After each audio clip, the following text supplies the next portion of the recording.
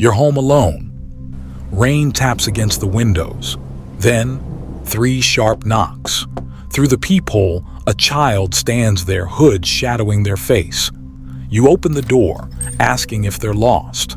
They look up. No pupils. No whites. Just voids darker than midnight. This isn't a scene from a horror film. It's the blueprint of a 21st century legend, the Black-Eyed Children. A monster born not in folklore, but on early internet forums, where fear travels at the speed of a dial-up connection. The first encounter. In 1998, Texas journalist Brian Bethel shared a story that would ignite a digital panic. 2 years earlier, parked outside an Abilene movie theater, 2 boys approached his car. One olive-skinned, the other pale with fiery hair. Their request was ordinary. Can we get a ride? We just want to see Mortal Kombat. But their voices chilled him, flat, rehearsed, wrong. When Bethel refused, the boys grew insistent. We can't come in unless you invite us.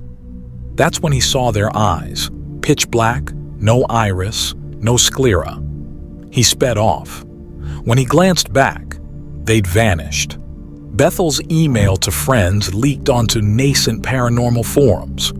By 2002, the legend had a name, Black-Eyed Kids, and a cult following. But this was only the beginning.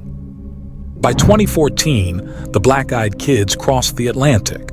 In England's Cannock Chase, a forest steeped in tragedy after 3 schoolgirls were murdered there in the 1960s, reports surged. A mother walking her daughter described a girl with hands over her eyes who vanished upon revealing black voids.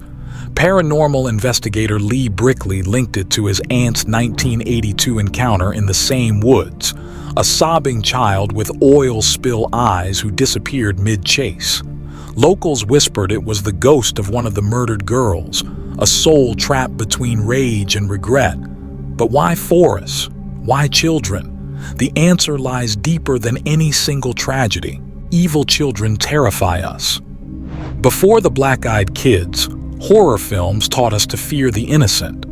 The 1950s birthed the evil child trope, a backlash against post-war optimism. If Rebel Without a Cause warned of teen rebellion, Village of the Damned, 1960, showed kids as cold collective threats. Psychologists call this pedophobia, fear of children embodying societal collapse.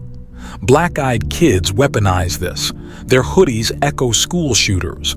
Their demands, let us in, mirror online predators. But their most unnerving feature isn't metaphorical. It's their eyes. Humans evolved to read eyes. Dilated pupils signal fear, narrowed ones anger. Black-Eyed Kids strip this away. Their void-like eyes trigger primal panic. We can't gauge intent.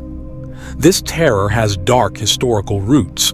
15th century physiognomy claimed soulless eyes indicated criminality, a pseudoscience used to justify racism.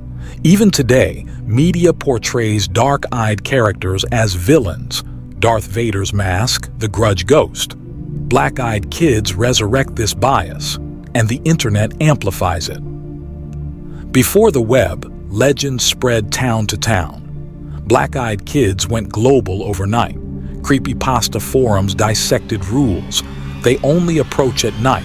They beg entry to homes. But the darkest twist? Black-Eyed Kids reflect our digital age. They're the children of anonymous, faceless, relentless, demanding access. Let Us In isn't just a threat. It's a metaphor for phishing scams, data breaches, the viral creep of the unknown. Today, Black-Eyed Kids sightings still spike during crises. 2020, masked kids knock during lockdowns. 2023, AI-generated Black-Eyed Children photos flood TikTok. They've become Rorschach tests for generational fears, millennials' distrust of tech, Gen Z's climate dread. But their power lies in ambiguity. Are they demons, ghosts, or manifestations of the oldest human truth, that we fear what we create? And what we've created is a world where even children can be strangers.